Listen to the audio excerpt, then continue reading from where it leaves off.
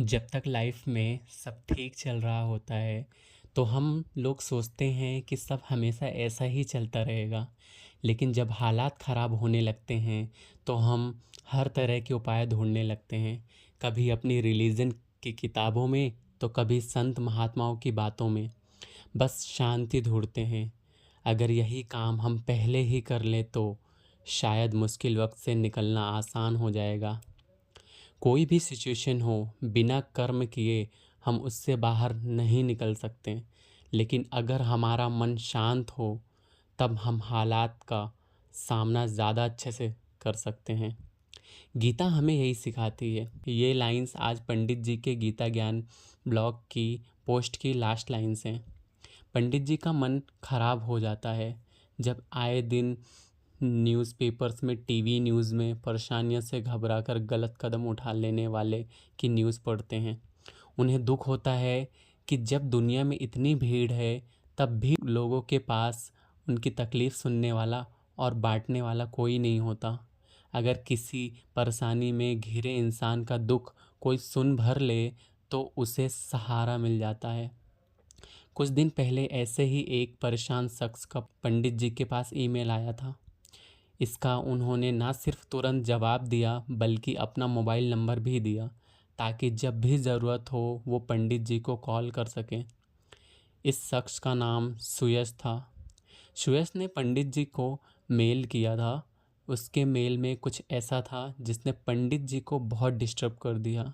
Mail पढ़ते ही उन्होंने सबसे पहले सुयश को अपना फ़ोन नंबर भेजा और फिर उसकी मेल का जवाब लिखना शुरू कर दिया। सुयश ने मेल में जो लिखा था वो कुछ इस तरह से था। पंडित जी, आज आपका ब्लॉग पहली बार पढ़ा। सच बताऊं तो मैं जिस मेंटल स्टेट में हूँ उसमें मुझे कुछ समझ नहीं आया। मैं बहुत निराश होकर आपको ईमेल कर रहा हूँ। मेरा मन इतना डिप्रेस्ड है कि मैं आपको भी बिना किसी एक्सपेक्टेशन के ही ये सब लिख रहा हूँ। जैसे कि मुझे पता है आप या कोई और कुछ भी ऐसा नहीं बता सकता मुझे जो इस सिचुएशन से बाहर निकाल सके। मेरी लाइफ जैसे गहरे अंधेरे कुएं जैसी हो गई है जिससे बाहर निकलने की सीढ़ियाँ नज़र ही नहीं आती। मैं हमेशा इतना होपलेस नहीं था। कुछ टाइम पहले तक मैं खुश इंसान था जिसका अच्छा खासा करियर था, फ्रेंड्स सर्कल था, लाइफ में आगे बढ़ने का जोश था। वो सब कुछ जो एक इंसान को जीने के लिए मोटिवेट करता है मेरे पास था। और फिर एक झटके में सब खत्म हो गया। मैं एक मिडिल क्लास फैमिली से हूँ। हमारी फैमिली में ना किसी चीज़ की कमी थी और ना ही कुछ ज़रूरत से ज़्यादा था। फैमिली में मेरे पेरेंट्स थे और मेरी बहन थी। हमें बचपन से लेकर बड़े होने तक कोई ख़ास स्ट्रगल भी नहीं करने पड़े। मेरे फादर की जॉब भी ठीक ठाक थी। स्टडीज़ के बाद मेरी अच्छी जॉब लग गई है और मैं अपने शहर से दूसरे शहर शिफ्ट हो गया। मेरा काम बहुत अच्छा चल रहा था। मेरे पेरेंट्स मेरी ग्रोथ से बहुत खुश भी थे। इसी बीच मेरी सिस्टर की शादी भी एक अच्छी फैमिली में हो गई थी। अब मेरे पेरेंट्स के पास शिफ्ट हो गए थे और तभी कोविड पैंडेमिक आ गया। सबकी तरह हम भी बहुत डरे हुए थे।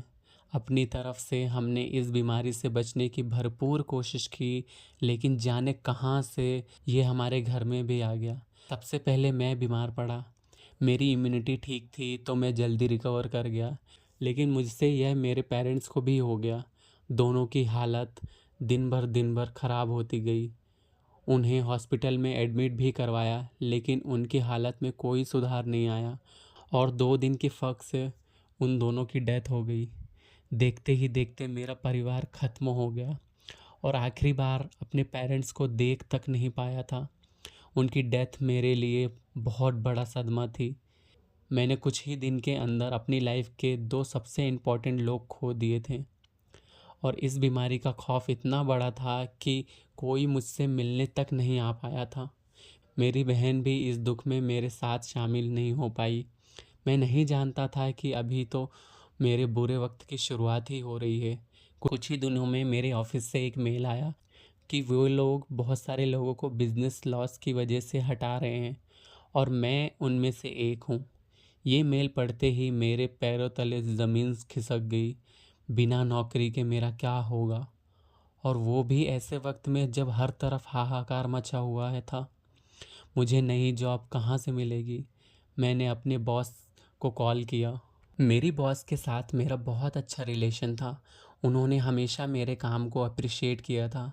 बॉस ने मेरी जॉब जाने का बहुत अफसोस जताया, लेकिन साथ ही ये भी बताया कि वो इस मामले में हेल्पलेस हैं। यह सब डिसीज़न टॉप मैनेजमेंट के हैं और मैं अकेला नहीं हूँ जिसे निकाला गया। ऐसे बहुत सारे लोग हैं। मेरे पास कोई रास्ता नहीं बचा था। रेंटेड फ्लैट में बिना जॉब के रहना का कोई मतलब नहीं था। इसलिए मैं अपने शहर वापस आ गया। अपने पुराने घर में आकर मुझे और ज़्यादा अफसोस होने लगा कि मैंने क्या खो दिया है। इस घर में मेरे और मेरी बहन के बचपन की यादें थी। हमारे साथ में बिताए खूबसूरत पल थे। हमारे पेरेंट्स की यादें थी। धीरे धीरे मेरे भीतर डिप्रेशन बहुत गहरे तक भरने लगा था। मैंने जॉब के लिए बहुत कोशिश की, लेकिन कुछ नहीं हुआ। ऐसा नहीं है कि मैंने खुद को मोटिवेट नहीं किया। मैंने पूरी कोशिश की, लेकिन हालात इतने ख़राब थे कि हर कोशिश बेकार हो रही थी। मेरी सेविंग्स ख़त्म होने को थी। पापा की पूरी कमाई ऑलरेडी मेरी और सिस्टर्स की पढ़ाई में, उसकी शादी पर खर्च हो चुके थे। रहने के लिए पुराना ही सही एक घर तो था, पर अब उसकी भी छत में दरारें आ गई थी। मेरे पास इतने पैसे भी नहीं हैं कि उसकी मरम्मत करवा सकूं।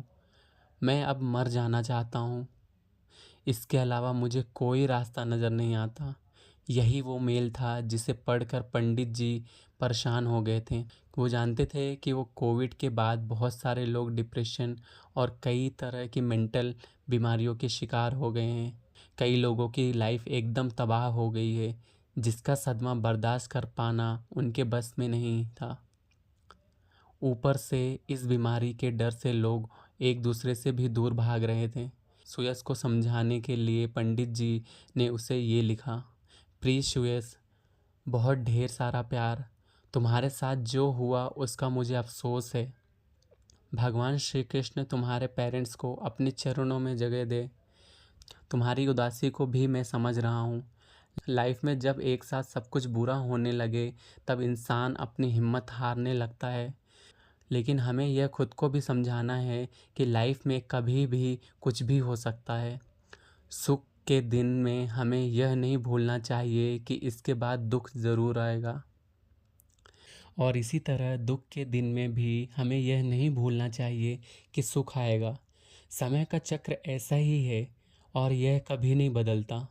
गीता में भगवान श्री कृष्ण अर्जुन से कहते हैं, मात्रा स्पर्शास्तु कौन्तेय शीतोष्ण सुख दुःखदा आगमापायिनो नित्यास्तान् स्थितिक्षस्व भारत। इसका अर्थ है कि हे अर्जुन, इस संसार में सर्दी गर्मी सुख दुख तो आने जाने वाले हैं।